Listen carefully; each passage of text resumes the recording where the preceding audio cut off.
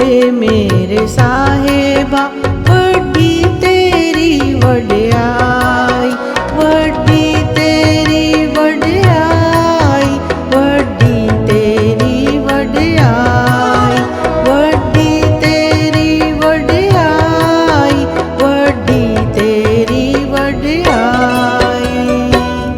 वड्डे मेरे साहेबा वड्डी तेरी वड्याई, वड्डे मेरे साहेबा वड्डी तेरी वड्याई, वड्डी तेरी वड्याई, वड्डी तेरी वड्याई, वड्डी तेरी वड्याई, वड्डी तेरी वड्याई।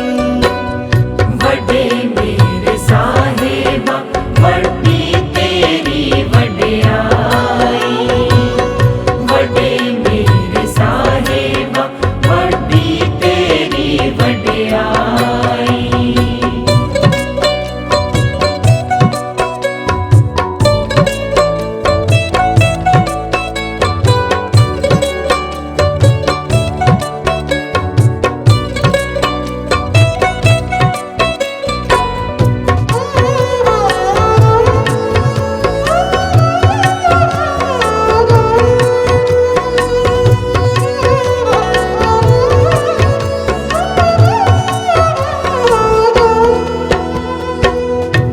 तू सच्चा साहिब सच है, तू सच्चा साहिब सच है, सच सच्चा गोसाई गोसाई, सच सच्चा गोसाई। वड्डे मेरे साहेबा वड्डी तेरी वड्याई, वड्डे मेरे साहेबा वड्डी तेरी वड्याई, वड्डी तेरी वड्याई, वड्डी तेरी वड्याई, वड्डी तेरी वड्याई, वड्डी तेरी वड्याई। वड्डे मेरे साहेबा वड्डी तेरी वड्याई, वड्डे मेरे साहेबा वड्डी तेरी वड्याई।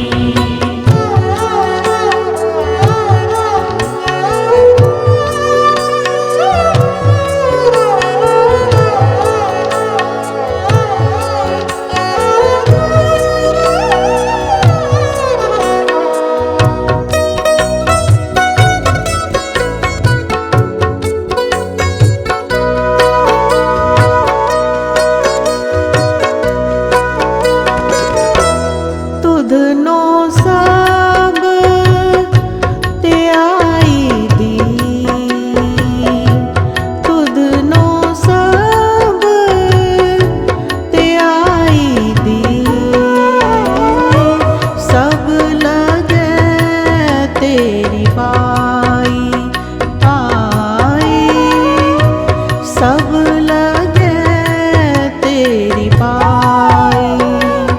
वड्डे मेरे साहेबा वड्डी तेरी वड्याई, वड्डे मेरे साहेबा वड्डी तेरी वड्याई, वड्डी तेरी वड्याई, वड्डी तेरी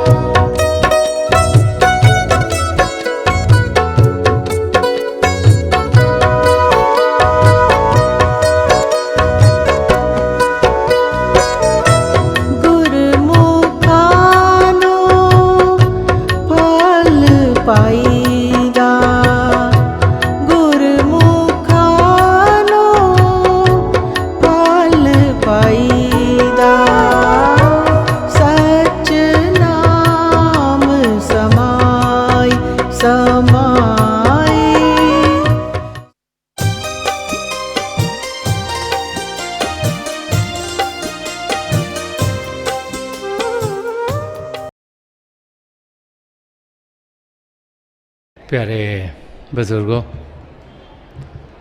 माताओं, भाई और बहनों,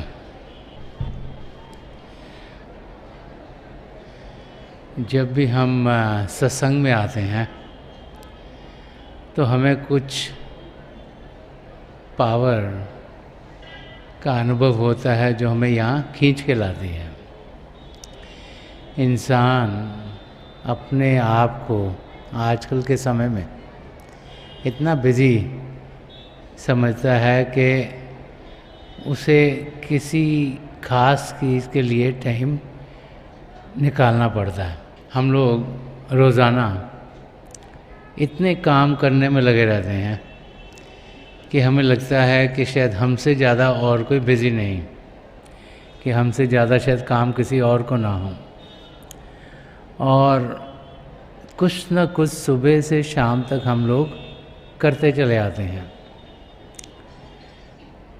तो सत्संग में आना, रोज़ाना के कामों को छोड़ के आना भी कोई ताकत है जो हमें यहाँ खींच के लाती है। कुछ अंदर से उमंगें हमारे अंदर निकलती हैं ताकि हम सत्संग में जा सकें। और हम सब सत्संग में किसी भाव से आते हैं कि सत्संग में जाके हमें सुकून मिले, हम जिंदगी के मकसद को जानते हुए उस और कदम बढ़ा पाएँ, और जो दुख दर्द हैं हमारे शारीरिक ज़िंदगी के, जो दुख दर्द हैं दुनियावी ज़िंदगी के, जो दुख दर्द हैं जो हम ना चाहते हुए भी अपनी ज़िंदगी में पाते हैं, वो हमारे दूर हों, उनसे हमें छुटकारा मिले। तो वो क्या ताकत है जो हमें सत्संग में लेके आती है। हम में से बहुत से भाई बहन इधर हैं जिन्होंने शायद हजूर बाबा सावन सिंह जी महाराज के सत्संगों का लाभ उठाया हो। बहुत से और होंगे जो ज़रूर संत कृपाल सिंह जी महाराज के सत्संगों में गए होंगे, और बहुत से भाई बहन दयालपुर संत दर्शन सिंह जी महाराज के सत्संगों में गए होंगे। तो एक ताकत हमें खींच के ऐसे महापुरुषों के चरण कमलों में ले जाती है। और उनसे हमें क्या मिलता है, वो हमारे लिए क्या करते थे, और उनमें क्या था जिसके ज़रिए हमारी ज़िंदगी जो दुखों से भरी होती थी, जिसमें तकलीफ़ें थी, जब ऐसे महापुरुषों की नज़र करम हम पर पड़ती थी, उनके हमें दर्शन होते थे, तो फिर हमारी तकलीफ़ें दूर हो जाती थी। हिस्ट्री की ओर देखें तो हम देखते हैं कि महापुरुष कई अलग अलग चोलों में आए, और उनकी कैरेक्टरिस्टिक, जो बाहर की कैरेक्टरिस्टिक हैं, वो भी अलग अलग थी। कोई किसी धर्म में आया, कोई किसी और धर्म में आया, कोई देखने में ऊंचे लंबे थे तो कोई छोटे थे हाइट में। हर एक की अपीयरेंस भी डिफरेंट, बात करने के तरीके भी डिफरेंट, और बाहर की कैरेक्टरिस्टिक डिफरेंट थी। हर एक महापुरुष की एक कैरेक्टरिस्टिक बिल्कुल सेम थी। वो ये थी कि वो हम सब से बहुत प्रेम करते थे, क्योंकि वो खुद ब खुद प्रभु के प्रेम से भरपूर थे। एक जगह संत दर्शन सिंह जी महाराज ने फरमाया कि खुदा से इश्क किया, आदमी से प्यार। कि ऐसे महापुरुषों का प्रेम पिता परमेश्वर से इतना ज़्यादा था। वो प्रभु से एक में थे, प्रभु उनके अंदर प्रकट थे, उनके ज़रिए हम तक पहुँचते थे। और क्योंकि प्रभु की नज़दीकी उनके साथ थी, इसलिए वो जानते थे कि प्रभु हर एक के अंदर हैं। हम में से हर एक के अंदर पिता परमेश्वर बसे हुए हैं, लेकिन हमसे छुपे हुए हैं। ये नहीं कि वो छुपना चाहते हैं, ये कि हम उन्हें जानने के लायक नहीं बन पाते। वो हमारे भीतर हैं, लेकिन हम बाहर की ओर देख रहे हैं, अपना ध्यान बाहर की दुनिया में रखते हैं, और हम उनके हमारे अंदर होते हुए भी उनकी ओर झांक नहीं पाते। मन माया के पर्दे इतने ज़्यादा हैं कि प्रभु हम सबके भीतर होते हुए भी हमारे अंदर प्रकट नहीं होते, हम उन तक पहुंच नहीं पाते। अब महापुरुष हमें मदद करते हैं कि हम अपने भीतर पिता परमेश्वर की नज़दीकी पाएं। संदर्शन सिंह जी महाराज ने फरमाया कि मिलेगा रूह को परवाज़ दे के देख ज़रा, करीब है उसे आवाज़ दे के देख ज़रा।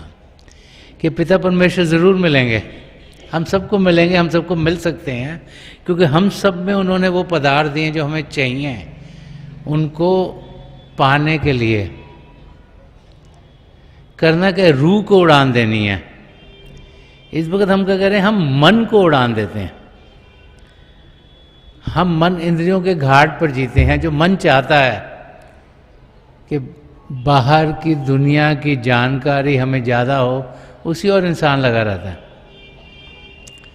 न्यूज़पेपर देखो, रोज़ एडवर्टाइजमेंट निकलते हैं, दुबई जाना है तो इतने रुपए का है, इंडोनेशिया जाना है तो इतने रुपए में आप जा सकते हो, मलेशिया जाना है तो ये 4 दिन का पैकेज है, ऑस्ट्रेलिया जाना है तो ये थोड़ा सा और खर्चा होगा, और साउथ अमेरिका जाना है तो खर्चा थोड़ा और होगा। रोज़ एडवर्टाइजमेंट आते हैं कि बाहर की दुनिया की जानकारी पाओ। और हम क्या कहते हैं, थोड़ी सी वोकेशन होती है, थोड़ा सा समय मिलता है तो कहते हैं हाँ हम घूम के आए। कोई सिंगापुर जा रहा है, कोई यहाँ जा रहा है, कोई वहाँ जा रहा है। क्यों? कि हमें हमारा मन कह रहा है कि ये जगह देख के आए, वो जगह देख के आए।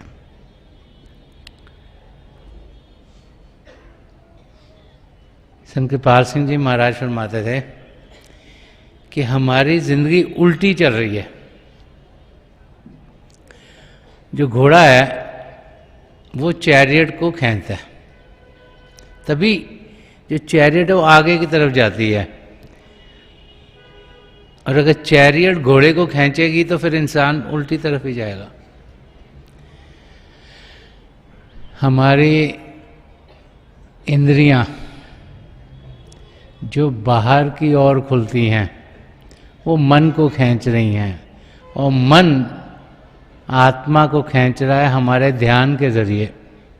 हमारी आत्मा का भारी रूप ध्यान है, तो मन हमारे ध्यान को बाहर की दुनिया में लेके जा रहा है। और इसलिए इसकी जानकारी हमें बहुत है।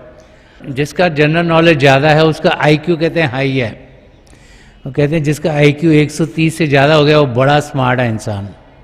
आईक्यू माना जाता है कि इंटेलिजेंट क्वेश्चन के इंसान का दिमाग, उसकी जानकारी कितनी तेज़ी की रफ्तार से चल रही है। और इसीलिए बहुत सी बार संत कृपाल सिंह जी महाराज फरमाते थे कि मुझे पढ़े लिखों को अनपढ़ करना पड़ता है।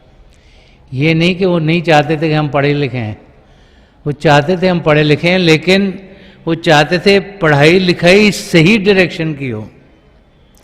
ये नहीं कि बाहर की चीज़ों की सिर्फ जानकारी हो, उसके साथ साथ जिसे पराविद्या कहा गया, जो उस जहान की जानकारी है, जो रूहानी जानकारी है, जो असलियत की जानकारी है, जो आत्मा की जानकारी है, वो हमें पानी बहुत ज़रूरी है।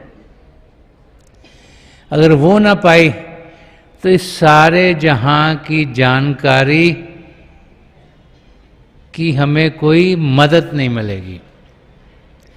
तो उस जहान की जानकारी कौन दे सकता है? वो ताकत जो हमें यहाँ सत्संग में लेके आती है।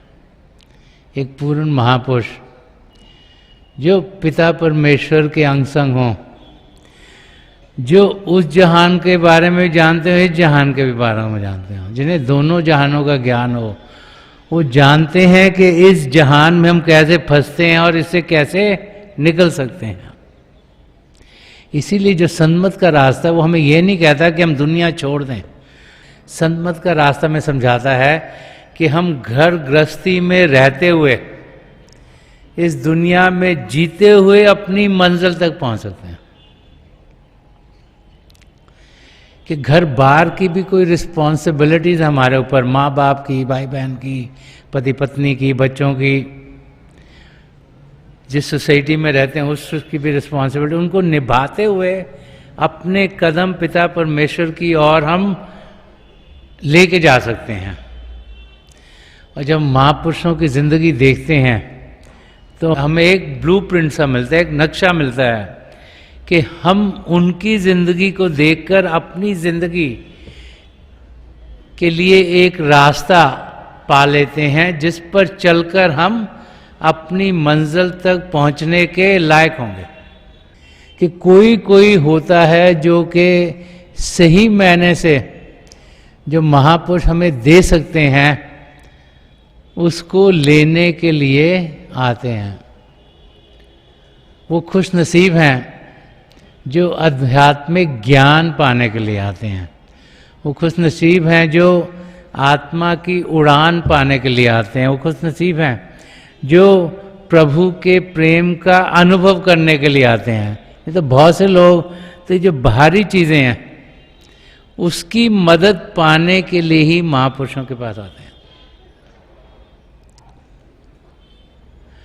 अब जब हम ऐसे महापुरुषों की ज़िंदगी की ओर ध्यान देते हैं तो हम देखते हैं कि कैसे उनकी मदद हम सबको मिलती है। दो लफ्ज़ों में और दो लाइनों में बहुत कुछ ज्ञान वो दे जाते हैं। संत दर्शन सिंह जी महाराज एक जगह फरमाते हैं कि ये जो महापुरुष आते हैं ये होते कौन है। गुरबाणी में भी एक जगह और भी इस किस्म का मेंशन आया हुआ है। संत दर्शन सिंह जी महाराज फरमाते हैं कि लौट आए हैं यार के दर से, वक्त ने जब हमें पुकारा है। तो एक तो हमें समझा रहे हैं कि वो हैं कौन। वो कह रहे हैं लौट आए हैं यार के दर से, कि हम तो पिता परमेश्वर के साथ बैठे हुए थे, वही हमारे मित्र हैं, वही हमारे सब कुछ करने वाले हैं, वही हमारे दाता हैं, उनके साथ बैठे हुए थे, सचखंड में मजे कर रहे थे, आनंद कर रहे थे, मौजें लगी हुई थी। तो लौट आए हैं यार के दर से, उस जगह से जहां खुशियां ही खुशियां हैं, आनंद ही आनंद है, दुख दर्द का कोई नाम नहीं। कि लौट क्यों आए? कि वक्त ने जब हमें पुकारा है, कि जब जब धरती पर जरूरत हुई कि अनर्थ बढ़ गया है, प्रभु से ध्यान हट रहा है, तो प्रभु अपने नज़दीकियों को, अपनी संतानों को यहाँ भेज देता है।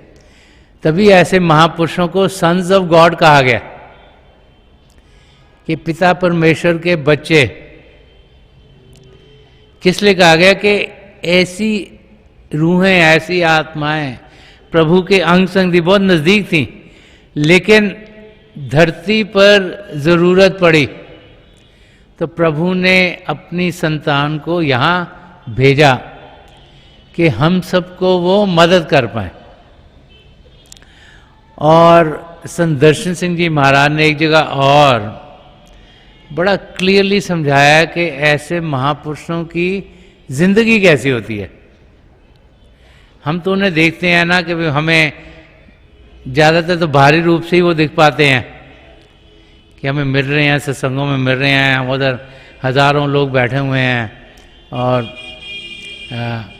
हमें अच्छी अच्छी बातें बता रहे हैं, तो हम वही रूप देख पाते हैं। लेकिन उनकी ज़िंदगी असली में कैसी है, असलियत में उनके अंदर क्या हो रहा है। वो हमें मदद कर रहे हैं, इधर भी मदद कर रहे हैं, उधर भी मदद कर रहे हैं, उधर भी मदद कर रहे हैं, तो उनके साथ क्या हो रहा है वो संत दर्शन सिंह जी महाराज ने बड़े प्यार से समझाया। वो फरमा रहे हैं कि कितने चमन खिला गई, कि कितने चमन खिला गई आबला पाइयां मेरी, याद रहेगा 10 को मेरे जुनू का बागपन। तो संत दर्शन सिंह जी महाराज एक एग्जाम्पल ले रहे हैं, एक रेगिस्तान का। रेगिस्तान में क्या था, रेत ही रेत ही रेत है, सब जगह रेत ही रेत है।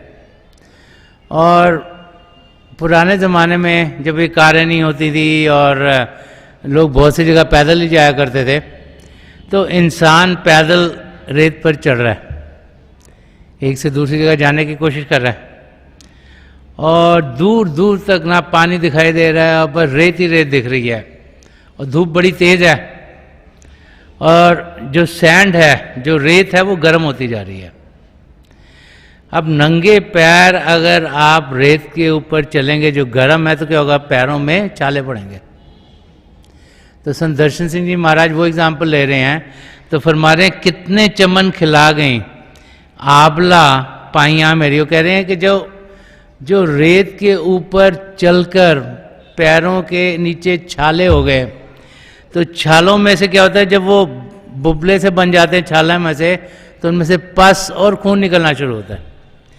तो कह रहे हैं कि वो जो पस और खून निकला उससे कितने चमन खिल गए हैं, कि कितने लोगों की जिंदगी खुशियों से भरपूर हो गई मेरे पैरों के नीचे जो छाले हैं उनके जरिए। और सिख हिस्ट्री में भी आया कि कैसे गुरु तेग बहादुर जी महाराज के पैरों में छाले थे, और कई एग्जाम्पल्स हिस्ट्री में आते हैं कि कैसे महापुरुष हमें मदद करते हैं तकलीफ़ें अपने ऊपर उठाकर। तो किस किस्म की मदद हमें किस लेवल पर मिलती है वो हमारी समझ से बाहर है, क्योंकि हमारे कर्म क्या हैं उसकी हमें कोई जानकारी नहीं। लेकिन एक पूर्ण महापुरुष जब हमें देखते हैं तो हमारा पीछा, हमारा करंट, हमारा फ्यूचर सब उनके सामने होता है, और वो तो यही चाहते हैं, और वो इसीलिए इस धरती पर आए हैं कि हम सब अपनी मंजिल तक पहुँचें। हमारी मंजिल प्रभु से एक में होना है, हमारी मंजिल आत्मा का मिलाप परमात्मा में कराना है। तो संत दर्शन सिंह जी महाराज यहाँ फरमा रहे हैं कि कितने चमन खिला गई आबला पाइयां मेरी, के जो तकलीफ़ें मैंने उठाई, जो वो एग्जाम्पल दे रहे हैं पैरों के नीचे छाले होने के, कि उनके ज़रिए जो रक्त निकला उससे कितनी नहरें निकली जिन्होंने के लोगों की ज़िंदगी हरी भरी कर दी, उनके गार्डन्स खिल गए, कि कितने चमन खिला गई आबला पाइयां मेरी। और फरमा रहे कि याद रहेगा 10 को, 10 होता है जैसे जंगल जिसमें के फूल पौधे उगते हैं सारे, कि याद रहेगा 10 को मेरे जुनू का बागपन। कि क्यों मैंने ऐसे किया, कि मेरे अंदर भी एक जुनू है। वो क्या है, पिता परमेश्वर से एक मेक होने का जुनू, उसका आनंद, उसकी मस्ती, और उसी मस्ती में क्योंकि मैं प्रभु से के प्यार से भरा हुआ हूँ, मैं इस किस्म की ज़िंदगी जी पा रहा हूँ जिसमें कि चाहे मुझे तकलीफ़ें लेनी पड़ रही हों, यही संत दर्शन सिंह जी महाराज फरमा रहे हैं, लेकिन उससे औरों की ज़िंदगी हरी भरी हो जाती है, औरों की ज़िंदगी में मदद आती है। और यही बार बार बार जब भी हम महापुरुषों की ज़िंदगी की ओर देखते हैं, ध्यान देते हैं, हमें देखने को मिलता है। बाबा फरीद जिन्होंने भी बहुत कुछ लिखा हुआ है रूहानियत के बारे में, बाबा फरीद एक जगह फरमाते हैं कि फरीदा रत्ती रत ना निकले, कि एक रत्ती भी खून नहीं निकले, कि फरीदा रत्ती रत न निकले जो तन चीरे कोई। कह रहे हैं कि महापुरुषों का जो प्रभु से एक में है, अगर आप उनके तन को चीर दो तो उसमें से एक भी बूंद खून की नहीं निकलेगी। जे तन रते रब से हो, कि जो प्रभु से जुड़ गया, जो प्रभु से एक में हो गया, कि जे तन रते रब से हो तिन तन रत ना होई, कि जो प्रभु से जुड़ा हुआ है उसके शरीर के अंदर खून नहीं चल रहा, उसके शरीर के अंदर प्रभु का प्रेम चल रहा है। और संत दर्शन सिंह जी महाराज भी कई बारी फरमाते थे कि अगर शरीर मेरे को काटा जाए तो उसमें खून नहीं मिलेगा, आपको प्रभु का प्रेम मिलेगा। यही यहाँ बाबा फरीद समझा रहे हैं कि ऐसे महापुरुष प्रभु के प्रेम से इतने भरपूर होते हैं कि उनके शरीर में हमें कोई खून नहीं, लेकिन प्रभु का प्रेम ही प्रेम मिलता है। इसीलिए उनके जरिए हम सबके लिए मदद मिलती है। जब संत दर्शन सिंह जी महाराज के कंधों पर मिशन का बोझ आया तो शुरू में ही एक सत्संगी भाई थे, उनका बच्चा बहुत बीमार था। डॉक्टरों ने जवाब दे दिया था कि ये अब जी नहीं पाएगा। उन्होंने आके रिक्वेस्ट करी संत दर्शन सिंह जी महाराज को, तो 15 दिनों के लिए संत दर्शन सिंह जी महाराज बहुत बीमार हो गए थे, बहुत तेज बुखार। लेकिन 15 दिन के बाद वो बच्चे की जान बच गई और वो अभी भी जिंदा है। तो ऐसे महापुरुष क्या देते हैं वो हमें समझ नहीं आता। किसी की जिंदगी लंबी करनी अगर जरूरी हो तो कर भी देते हैं।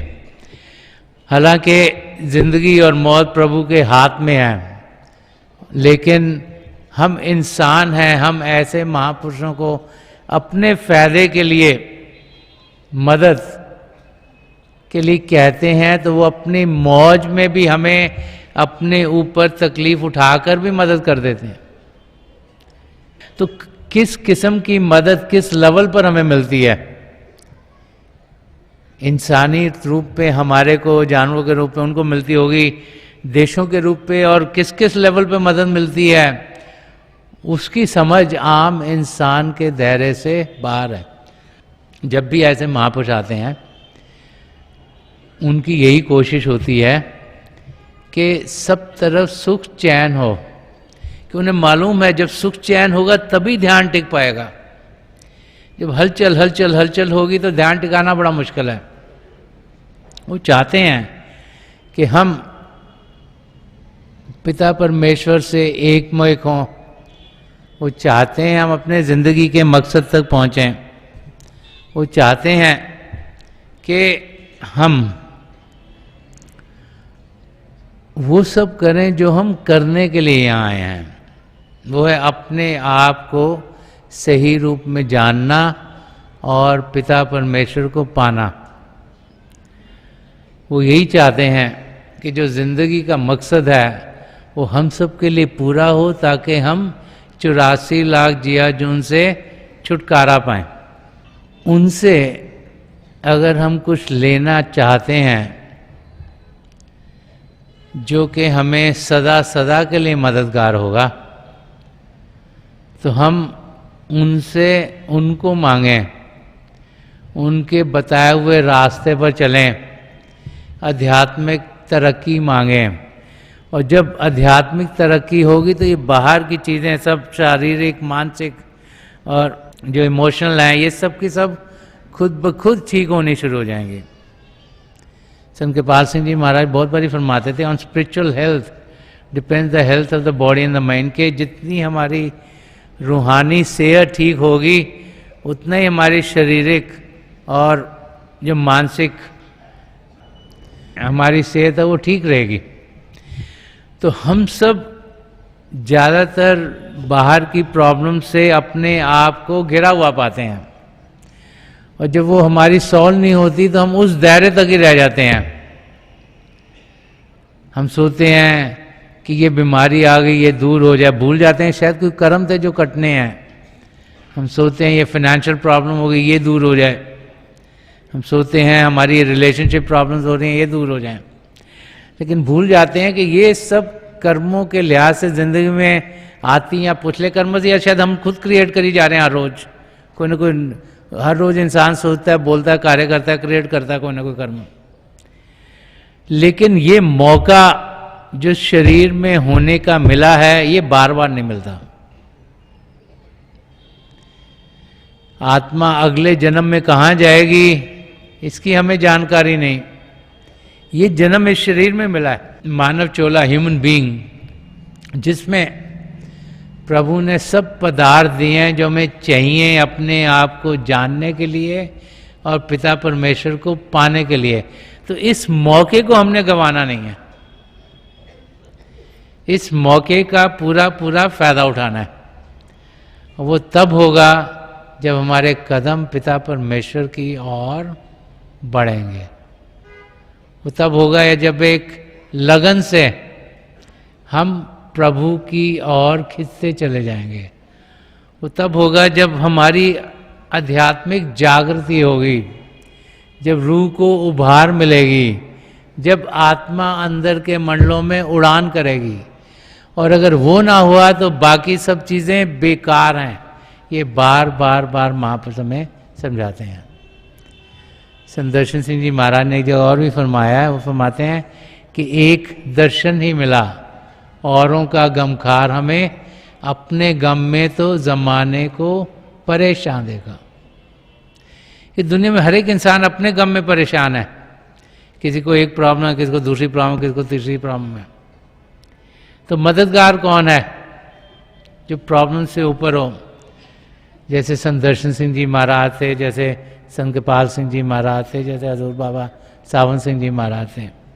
और इसीलिए लाखों करोड़ों लोग आज इन महापुरुषों को याद करते हैं, दुनिया के कोने कोने में याद करते हैं।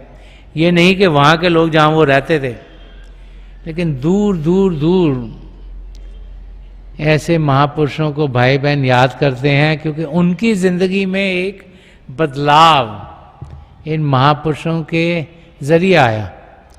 वो भाई बहन जो सुबह से शाम तक मीट ही मीट खाते थे, जिन्हें और कुछ समझ नहीं थी, उन्होंने मीट तो छोड़ा लेकिन अध्यात्म के रास्ते पर चल पड़े। वो भाई बहन जो कोई हिंदुस्तानी भाषा भी नहीं जानते थे, अलग अलग देशों में बैठे हुए हैं, उन्हें जब इन महापुरुषों की टीचिंग्स मालूम हुई तो उनके अंदर भी जागृति हुई। तो जब मुझे ट्रैवल करने का मौका मिलता है तो वहाँ जाके बड़ी खुशी होती है कि इतनी दूर, हजारों मील दूर हिंदुस्तान से भी भाई बहन इन महापुरुषों को याद करते हैं, उनके बताए हुए रास्ते पर चलते हैं और रोज़ाना बाकायदगी से शाकाहारी जीवन जीते हुए और शराब भंग चरण से परे होते हुए प्रभु की याद में बैठते हैं, ध्यान टिकाते हैं, मेडिटेट करते हैं रोज़ाना और आध्यात्मिक तरक्की की ओर बढ़ रहे हैं। हम लोग तो बहुत खुशकिस्मत हैं यहाँ दिल्ली में कि दयाल पुरुष संदर्शन सिंह जी महाराज ने भी अपनी ज़िंदगी का बहुत समय यहाँ गुजारा। परम संत कृपाल सिंह जी महाराज ने भी अपनी ज़िंदगी का बहुत समय यहाँ दिल्ली में गुजारा। तो हम लोग बहुत खुशकिस्मत हैं कि इन महापुरुषों की हमें फिजिकल नज़दीकी मिली। बट लाखों करोड़ों लोग इस दिल्ली से बाहर रहते हैं और उन्होंने शायद कभी इन महापुरुषों के शारीरिक में दर्शन भी ना किए हों और शायद उनसे कभी मिले भी ना हो, लेकिन इनकी टीचिंग, इनका बताया हुआ रास्ता आज भी उन्हें आध्यात्मिक रास्ते की ओर लेके जा रहा है। क्यों? क्योंकि इन महापुरुषों के जरिए जो प्रभु को पाने का रास्ता, उसके लिए कोई दीवारें नहीं, कोई नेशंस उसे रोक नहीं सकते, कोई जातियां उसे तोड़ नहीं सकती। ये रास्ता प्रेम का रास्ता है। ये इन महापुरुषों की रूह से, जैसे संदर्शन सिंह जी महाराज फरमाते थे कि कैसे मिलाप होना चाहिए, ये नहीं वो कहते थे कि रास्ते में आए गए और हेलो हो गई और मिलाप हो गया। वो कहते थे आंखों से आंखों तक, दिल से दिल तक, रूह के रूह तक जब जाके मिलाप होता वही सही मिलाप है। तो सही मिलाप क्या है? रूह का रूह से मिलना। बाकी सब बाहर की चीजें हैं। जब तक रूह रूह से नहीं मिलेगी, उसका मिलाप नहीं होगा, तो सही तरीके से मिलाप हुआ नहीं। क्योंकि रूह का अपने सदगुरु से मिलाप होना ही हमारी रूह का प्रभु से मिलाप होने का पहला कदम है। पहले तो रूह जो शरीर में बिखरी है वो इकट्ठी होगी यहाँ शिव नेत्र पर, हम अपने सदगुरु के दिव्य स्वरूप के दर्शन करेंगे। फिर वो हमें अपने साथ अंदर के मंडलों को पार कराते हुए सचखंड में लेके जाएंगे। वहाँ पर हमारी आत्मा उनमें लीन होगी और फिर वो हमारी आत्मा को प्रभु में लीन कराएंगे। तो हमारी आत्मा का उनसे मिलना एक पहला कदम है प्रभु से मिलाप के लिए। इसीलिए वही मिलाप जरूरी है। जब तक वो नहीं होगा तब तक हम अपनी मंजिल की ओर कदम ही नहीं बढ़ा रहे।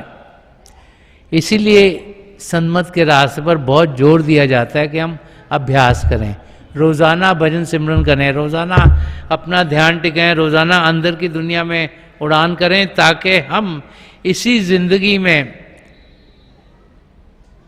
पिता परमेश्वर की जानकारी पाते हुए उनसे एक में हो जाएं। अब जिस और इंसान ध्यान देगा वैसे ही वो बनेगा। जो कुछ हमने पाना उसके लिए अभ्यास करना पड़ता है। जब तक प्रैक्टिस ना करें तब तक हम कुछ पाने के लायक नहीं। तो बार बार बार महापुरुष हमें यही समझाते हैं कि हम सब पिता परमेश्वर को पा सकते हैं। हम ध्यान बाहर से हटाएं, अंदर की दुनिया की ओर करें और हम अपने कदम प्रभु की ओर तेजी से बढ़ें। तो थोड़ी देर के लिए हम अभ्यास के लिए बैठ जाएं। आप जहाँ भी बैठे आराम से बैठिएगा, अपनी आंखें बंद कर लीजिएगा।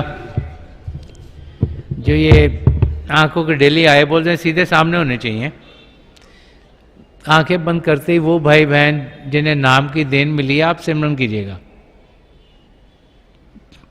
जो भाई बहन यहाँ नए हैं वो पिता परमेश्वर के किसी भी जाति नाम का जाप कर सकते हैं।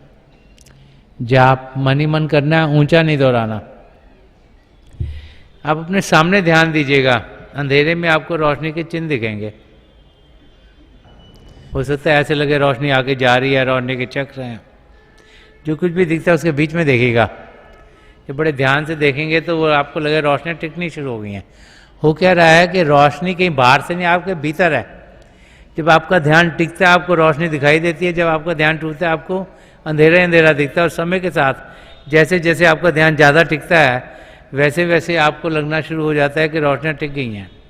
अब वहाँ से आगे निकल जाएंगे, एक आसमान तक पहुँचेंगे जिसमें सितारे टिमटिमा रहे हों। वहाँ पहुँचे तो जो सबसे मोटा चमकीला सितारा उसके बीच में देखिएगा, वो आपको रास्ता देगा। आप अंदर के चंद्रमा तक पहुँचेंगे। और जब बड़ी लगन से उसमें देखेंगे वो भी रास्ता देगा। अंदर में आप सूर्य तक पहुँचेंगे और बड़े प्यार से उसमें देखेंगे तो आपको अपने गुरु के नूरी स्वरूप दिखाई देंगे। नूरी स्वरूप वो है जो स्वरूप में से नूर निकल रहा है, रोशनी निकल रही है। तो अपने सदगुरु की आंखों में देखिएगा तो जो जो आपके लिए अच्छा है उस यात्रा पर वो आपको लेके जाएंगे। तो मेरी हजूर बाबा सावन सिंह जी महाराज, परम संत कृपाल सिंह जी महाराज और दयालपुर संत दर्शन सिंह जी महाराज के चरण कमलों में यही प्रार्थना है कि जो जो हम सबके लिए बेहतर है महापुरुष हमें दें, हमें सबके साथ जोड़ें और हमारे भीतर प्रभु की ज्योत के हमें दर्शन करवाएं। थोड़ी देर में मैं आपको इस बैठक से उठाऊंगा और मेरी शुभकामनाएं आप सबके साथ हैं।